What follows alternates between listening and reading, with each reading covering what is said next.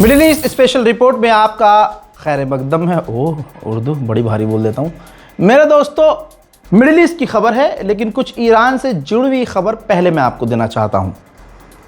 Iran के ऊपर sanctions maximum power में, मैक्सिमम प्रेशर में लगाया जा रहा है। पूरे सैंक्शंस लगाए जा रहे हैं। ईरान की हालत भी ठीक नहीं है। हमारे यहाँ चीनी 70 पहुँच गई, हमारी हालत ख़राब हो गई, तो ईरान तो ये झेलता ही आ रहा है। लेकिन जहाँ ईरान की बेरोज़गारी, ईरान में लोग परेशान, ईरान ये ईरान वो, ये बातें की जा रही हैं, लेकिन जो ईरान के ऊपर पाबंदी लगाने के बीच ये अमेरिका की जो रिपोर्ट आई है, ये देखिए CBS अमेरिकन न्यूज़ चैनल ने पूरी रिपोर्ट छाप दी है कि अमेरिका के अंदर जो वर्कर्स हैं 25% वो पूरी तरह से बेरोजगार हो गए हैं। ये इकोनॉमिक एनालिसिस रिपोर्ट है, पूरी जांच की गई है। जांच की रिपोर्ट ये आई है कि अमेरिका के अंदर बेरोजगारी बढ़ती जा रही है। 25% तो कंफर्म है कि बेरोजगार हो गए हैं लोग, और ये बेरोजगारी बढ़ती जा रही है। ये ऊपर वाले की मार है, जिसे कहते हैं ना, ऊपर वाले की लाठी में आवाज़ नहीं होती। ये वही है जिसमें आवाज़ नहीं है, और डोनाल्ड ट्रंप इस चीज़ से काफ़ी परेशान है। चुनाव करीब है, डोनाल्ड ट्रंप की क्रेडिबिलिटी जो है ख़त्म हो चुकी है। सिर्फ 33% जो अमेरिकन्स हैं, वोटर्स हैं, वो डोनाल्ड ट्रंप को सपोर्ट करते हैं। अक्सर मैंने आपको बताया है कि ईरान के नाम से बहुत सारे चैनल चलते हैं, चाहे वो यूट्यूब चैनल हो, चाहे वो जैसे ईरान इंटरनेशनल है, और इसके अलावा BBC पर्शिया है, पर्शियन, ऐसे ईरानियन ज़बान के बहुत सारे चैनल हैं, ऐसे ही विदेशी, ऐसे ही ईरान के ऊपर, ईरान के नाम से चैनल चल रहे हैं। बड़े बड़े न्यूज़ प्लेटफॉर्म बने हुए हैं। ईरान के आर्मी ने धमकी दी है कि वो जो हमारे नाम से चैनल चलाकर, जैसे ईरान इंटरनेशनल, BBC ईरान, ऐसे चैनल जिनको फंड करता है दुश्मन यानी अमेरिका और इसराइल, तो ईरान के न्यूज़ चैनल चलाते हैं और ईरान के खिलाफ छापते हैं प्रोपेगेंडा। हम उनके मुल्क में उनसे जुड़े हुए जो बैंक हैं, हम उन पर हमला कर देंगे। जी हाँ, सीधा हमला करने की बात कही गई है। रिपोर्ट ये लगाई है, हवाई बातें कुछ नहीं कर रहा हूँ। तो ईरान पूरी तरह से इस वक्त एग्रेसिव मूड में नज़र आ रहा है। अमेरिका की हालत आप इस चीज़ से समझ सकते हैं कि ऑस्ट्रेलिया पिछले कई वक्त से, काफ़ी लंबे अरसे से, लगातार महीने 2 महीने से अमेरिका से मिसाइल मांग रहा था, हथियार मांग रहा था, और अमेरिका तुरंत हथियार दे, पैसा भी कमाता है और तमाम देशों को वो हथियार बेचता है। ऑस्ट्रेलिया लगातार अमेरिका से मिसाइल मांग रहा था, हथियार मांग रहा था, लेकिन अमेरिका ने मना कर दिया कि हम नहीं दे सकते। रीज़न यही है क्योंकि अमेरिका के पास खुद के लिए हथियार नहीं है। ईरान के द्वारा ऐलान किया गया है, जो हमारे मिलिट्री इंफ्रास्ट्रक्चर डैमेज हुए थे, हमारी मिलिट्री साइट बर्बाद हुई थी, हमने उन सब मिलिट्री साइट्स को अपने ठीक कर लिया है, और सब के सब वर्किंग हैं। ईरान के मीडिया ने खुलासा कर दिया है कि मैंने आपको कल बताया था कि रशिया के मॉस्को पहुंचे हैं अमेरिका के CIA के चीफ। मैंने ये नहीं बताया था कि मकसद क्या है। मकसद अब खुला है।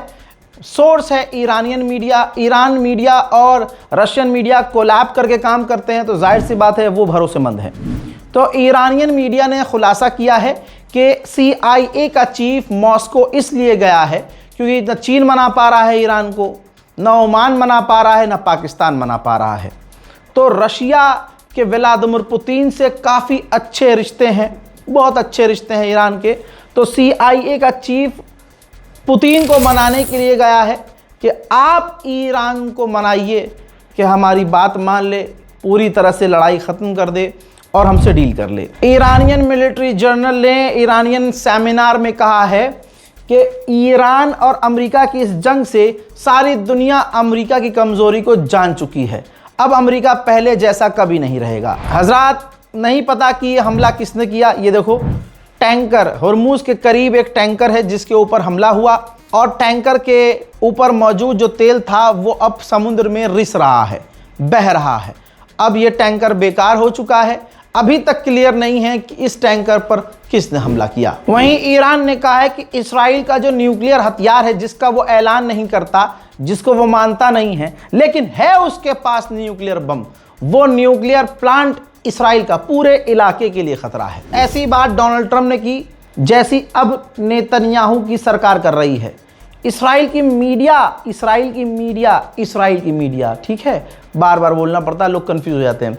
इसराइल की मीडिया ने दावा किया है कि मुज्तबा खामनाई या तो मारे गए हैं या ब्रेन डेड हैं, यानी शायद अल्लाह ना करे वो कोमा में हैं।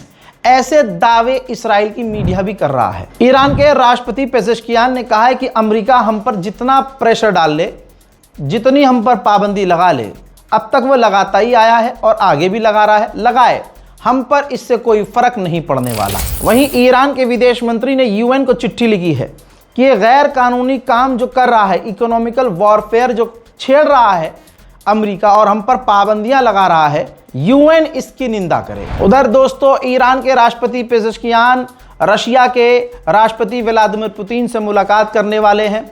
दोनों के बीच $25 बिलियन का एक एग्रीमेंट न्यूक्लियर पावर प्लांट पर होने वाला है। यह डील ईरान करेगा। ईरान $25 बिलियन खर्च करने को तैयार है। उधर अमेरिका तैयारी कर रहा है कि पूरी दुनिया में जहां जहां ईरान के टैंकर हैं उन्हें सीज किया जाए, उनका तेल चुरा लिया जाए, तेल बेचा जाए, अपना घर भरा जाए और ईरान के उस टैंकर को बेचकर भी पैसा कमाया जाए। ईरान ने पहली बार खुलासा किया है कि ओमान हमारे साथ राजी हो गया है हॉर्मूज में काम करने को। ओमान और ईरान हम दोनों राजी हैं कि स्ट्रेट ऑफ हॉर्मूज का इस्तेमाल करके हम रेवेन्यू जनरेट करेंगे, पैसा कमाएंगे और उन्हें आधा आधा बांटेंगे। खबर आ रही है इराक से। इराक के जो कुर्दिश इलाके हैं वहां पर धमाका हुआ है। लगातार कई धमाके हुए हैं। कहा जा रहा है कि यह हमला ईरान समर्थक ग्रुप कर रहा है।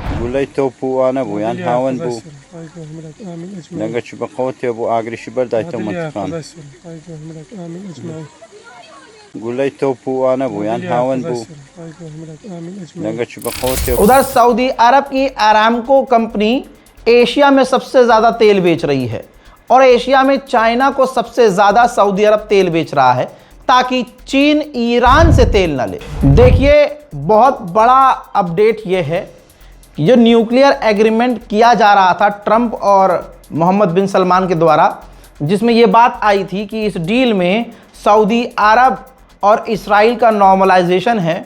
जब बीच में मुसलमानों का गुस्सा फूटा तो इस खबर को दबा दिया गया।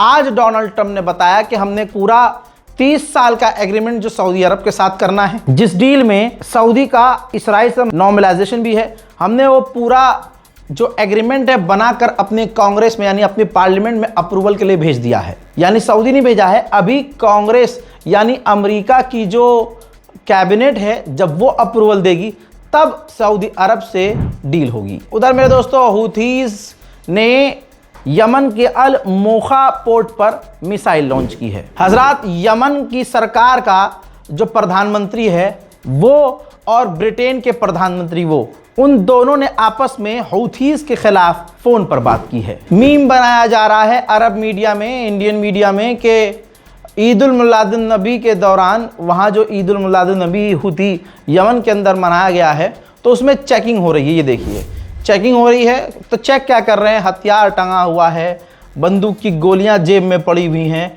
और हर इंसान हूथी का हथियार बंद है। तो चेक क्या कर रहे हैं? मैं आपको बता देता हूं, ये विस्फोटक चेक कर रहे हैं कि आत्मघाती हमला, यानी खुद को ऐसा अरब में होता है, खासकर हूथीज में, कि दूसरे विरोधी जो है उनके भेष में घुसते हैं, बम लगाकर घुसते हैं और अपने आप को उड़ा देते हैं। तो ये वो चेक किया जा रहा है। यमन में हथियार रखना बहुत बड़ी बात नहीं है। उधर इजराइल ने रोज की तरह लेबनान पर बड़े हमले किए हैं।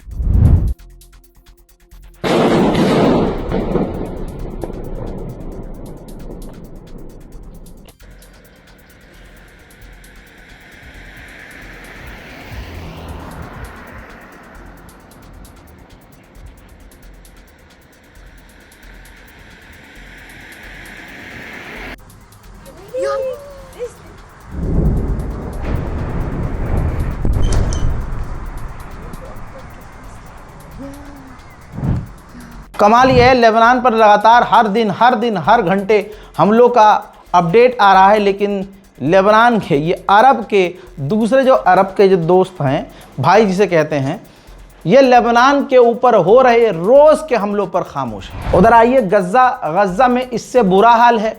इसराइल ने गाज़ा के ऊपर लगातार हमले शुरू कर दिए हैं। गाज़ा पर भी अब रोज़ हमले हो रहे हैं। पिछले 24 घंटों में इसराइल ने गाज़ा पर जो बमबारियां की हैं, 5 गाज़ा के लोग शहीद हुए हैं और 10 से ज़्यादा बुरी तरह से घायल हैं। हजरात, बरतानिया का ही एक फ़िलिस्तीनी ग्रुप है जो फ़िलिस्तीन को सपोर्ट करता है। लोग इसमें ब्रिटेन के ही हैं। पता है अमेरिका ने क्या किया है? अमेरिका ने इस ब्रिटेन के फ़िलिस्तीनियन समर्थक ग्रुप को टेरर लिस्ट में डाल दिया है। अब आपको पता है कि पिछले एक हफ्ते से बहाना बना रहा था इसराइल के, भाई तुम्हारे यहाँ से गाज़ा के कैंप से हमारी तरफ जो पतंगे आ रही हैं इनको रोक लो वरना हम बड़ा हमला करेंगे। ये कहते हुए जब हमास ने भी कहा कि ये पतंग कोई बम धमाके वाली चीज़ें थोड़ी हैं और ये पतंग हम नहीं उड़ा रहे हैं, ये पतंग गाज़ा के अंदर जो कैंप हैं उसमें बच्चे उड़ा रहे हैं। इसराइल ने फिर धमकी दी कि नहीं, इन पतंगों को रोको वरना हमला करेंगे।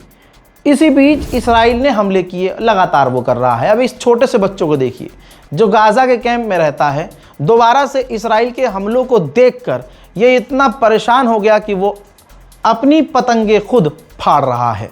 अल्लाह रहम करे। वो जो E1 नेतन्याहू ने ऐलान किया, एक ऐसा इलाका कि अगर वहाँ सेटलमेंट हो गया, कब्ज़ा हो गया, तो फ़िलिस्तीन कभी बन ही नहीं सकता, जगह ही नहीं बचेगी।